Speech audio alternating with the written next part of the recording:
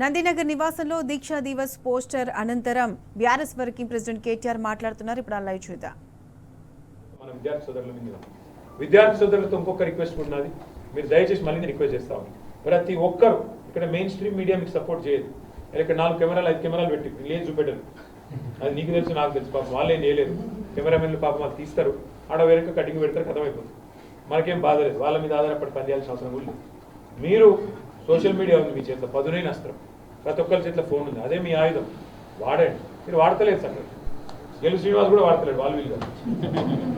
మీరు చేస్తున్న పనిని సమాజంలో సమకాలీన రాజకీయ అంశాలను ఎప్పటికప్పుడు చైతన్యవంతంగా మీరు క్వశ్చన్ చేయకపోతే సమాజం మేల్కోదు, సమాజం మిమ్మల్ని గుర్తించదు. లీడర్ కావాలనుకుంటే మీ పార్టీ నాయకుల చుట్టూ తిరగడం కాదు, మీరు సమాజం నుంచి ఉద్భవించాలి నాయకుడు. కేసీఆర్ మూమెంట్లకి వెళ్ళి లీడర్ పుట్టిండు. అట్లనే మీరు కూడా ఇన్ని అంశాలు ఉన్నాయి. నేను చెప్పిన 3 చెప్పిన నేను. ఫీజు రీంబర్స్మెంట్ చెప్పిన, ఈ ల్యాండ్స్ ఎత్తుకపోయే 5 లక్షల కుంభకోణం గురించి చెప్పి, 5 లక్షల కోట్ల కుంభకోణం గురించి చెప్పిన. 3వది రిజర్వేషన్ అంశం చెప్పినట్టు, BC declaration, SC declaration, ST declaration, minority declaration, రైతు డిక్లరేషన్. పోరాడాలంటే బొచ్చడు అంశాలు ఉన్నాయి. పార్టీగా కొన్ని అంశాల్లో పోరాటం చేస్తుంది. ఇలా జిహెచ్ఎంసీ కౌన్సిల్ మీటింగ్లో మన కార్పొరేటర్లు, మన ఎమ్మెల్యేలు, మన ఎమ్మెల్సీలు అందరూ గొంతు విప్పినారు, గట్టిగా గర్జించినారు.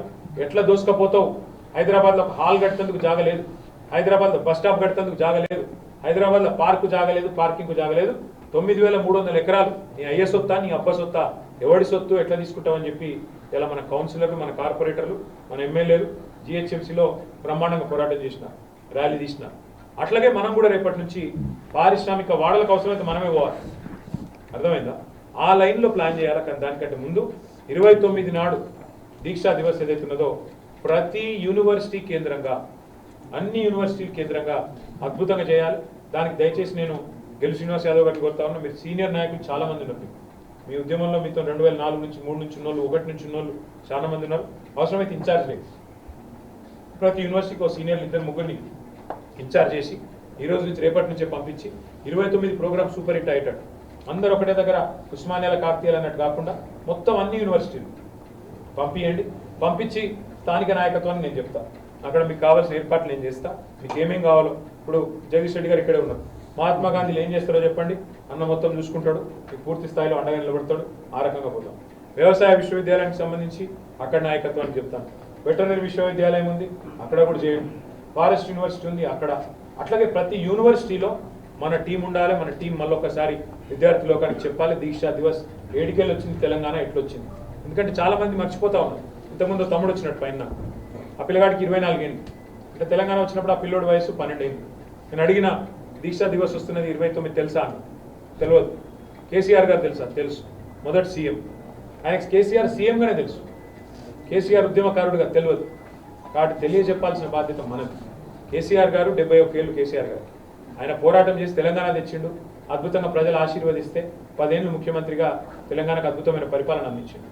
మరి ఈ వచ్చే తరం ఆయన గొప్పతనాన్ని, ఈ తెలంగాణ పోరాటంలో విద్యార్థి పాత్ర, విద్యార్థులు ఏ రకంగా కథం దొక్కింది చెప్పాల్సిన బాధ్యత, తర్ఫీదు ఇచ్చి భవిష్యత్ నాయకులను తయారు చేసుకోవాల్సిన బాధ్యత మీది, నాది, మనందరిది. కాబట్టి నా ప్రార్థన మీ అందరితోని, నాయకులు ఉద్భవించాలి అంటే నాయకులకెళ్ళి పుడతారు, ఉద్యమాలకెళ్ళి నాయకులు పుడతారు. ఇలా ఒక సుమను ఇక్కడ కూర్చున్నాడు, ఎమ్మెల్యే అయ్యిండు, ఎంపీ అయ్యిండు, గెల్లు కార్పొరేషన్ చైర్మన్ అయ్యిండు, ఎమ్మెల్యేగా పోటీ చేసిండు. అట్లా ఇంకెంతో మంది నాయకులు, వాసుదేవ్ రెడ్డి చైర్మన్ అయ్యిండు, రాకేష్ అక్కడ ఉన్నాడు చైర్మన్ అయ్యిండు. ఒకరు కాదు, ఇట్లా ఎంతో మంది నాయకులు అయినరు. ఇంకెంతో మంది నాయకులు అయ్యేది ఉన్నది, ఇంకా కూడా అవుతారు. ఇంకా రేపు డీలిమిటేషన్ అవుతున్నది. గట్టిగా పనిచేసి ముందుకొచ్చి పోరాడే నాయకులకు, గుర్తింపు ఉండే నాయకులకు, ప్రజా పోరాటాల నుంచి వచ్చే నాయకులకు డెఫినెట్గా గుర్తింపు ఉంటుంది. ఏదో రూపంలో మీరు ఎదిగొస్తారు. కానీ దానికి చేయాల్సింది నిజంగా ప్రతిపక్షంలో చేనేతారు.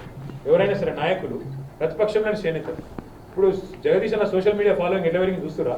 లాస్ట్ 2 ఇయర్స్లో మంత్రిగా ఉన్నప్పుడు ఉన్న ఫాలోయింగ్ కంటే జగదీష్ అన్నకి గత 10 ఏళ్ళ ఇప్పుడు ఎక్కువ డబల్ ట్రిపుల్ అయింది. ఏంది కథ అని ఆలోచిస్తే ప్రజలు కోరుకునేది పోరాటంలో ఉండే వాళ్ళని కోరుకుంటారు.